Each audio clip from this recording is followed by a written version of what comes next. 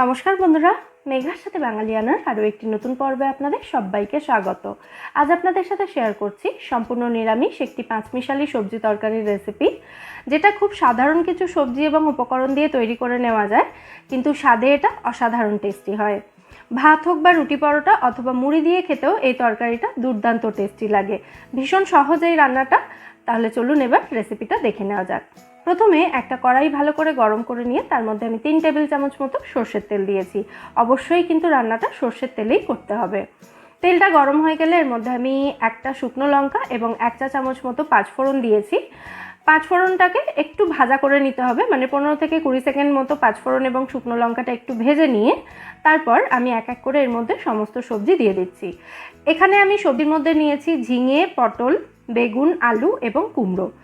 এগুলো একদম বেসিক সবজি এই রান্নার জন্য, এগুলো অবশ্যই দিতে হবে। আর চাইলে এর মধ্যে আপনাদের পছন্দের কিছু সবজিও দিয়ে দিতে পারেন, তবে উচ্ছে, করলা এই জাতীয় তেতো সবজিগুলো বাদ দিয়ে।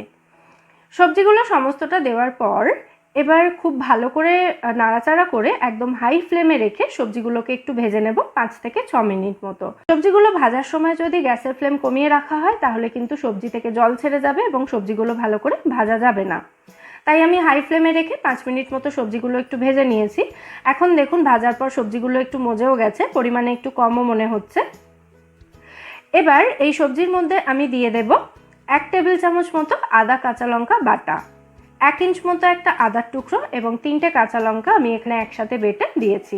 আদার কাঁচা গন্ধ চলে যাওয়া পর্যন্ত এবার এটাকে একটু ভেজে নিচ্ছি। আদার কাঁচা গন্ধ চলে যাওয়ার পর আমি এর মধ্যে দিয়ে দিচ্ছি একটা মাঝারি সাইজের টমেটো। টমেটোটা কয়েকটা টুকরো করে দিয়েছি। আর এর সাথেই দিয়ে দিচ্ছি আমি 1/2 চা চামচ মতো হলুদ গুঁড়ো, স্বাদ মতো লঙ্কা গুঁড়ো, আর দিয়ে দিচ্ছি এখানে 1 টেবিল চামচ মতো ভাজা মশলা গুঁড়ো। ভাজা মশলা তৈরি করার জন্য গোটা জিরে, গোটা ধনে, শুকনো লঙ্কা এবং তেজপাতা এই 4টে উপকরণ শুকনো কড়াইতে ভালো করে ভেজে নিয়ে সেটা আমি গুঁড়ো করে এখানে সেই গুঁড়োটাই ব্যবহার করেছি। এই ভাজা মশলা দেওয়ার পর আর কিন্তু অন্য কোনো মশলা এই রান্নায় ব্যবহার করার কোনো দরকার নেই, এতেই কিন্তু রান্নার স্বাদ অপূর্ব হবে। ভালো করে মিশিয়ে দিয়ে এবার আমি এর মধ্যে দিয়ে দিচ্ছি স্বাদ মতো নুন এবং সামান্য একটু মিষ্টি। মিষ্টি দেওয়াটা অপশনাল, তাও এটা যেহেতু নিরামিষ সবজি রান্না হচ্ছে তাই সামান্য কয়েক দানা চিনি দিলে কিন্তু স্বাদটা অবশ্যই অনেক বেশি হয়।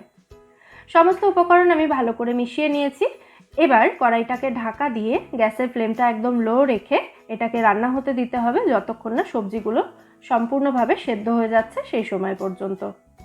দেখুন কড়াইটা ঢাকা দিয়ে গ্যাসের ফ্লেমটা আমি কমিয়ে দিয়েছি। 10 থেকে 12 মিনিট মতো এরকম লো ফ্লেমে রান্না করলেই কিন্তু সমস্ত সবজি ভালো মতো সেদ্ধ হয়ে যাবে।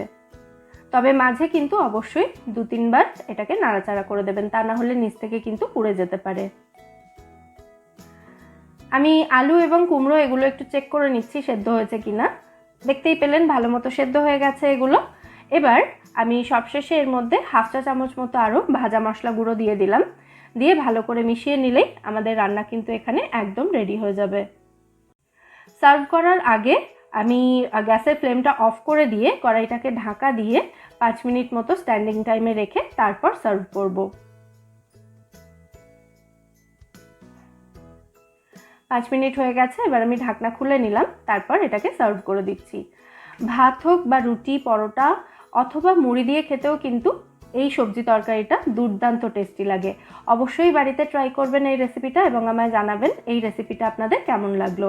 রেসিপি যদি ভালো লেগে থাকে ভিডিওটাকে বরাবরের মতো একটা লাইক এবং শেয়ার করার অনুরোধ রইল।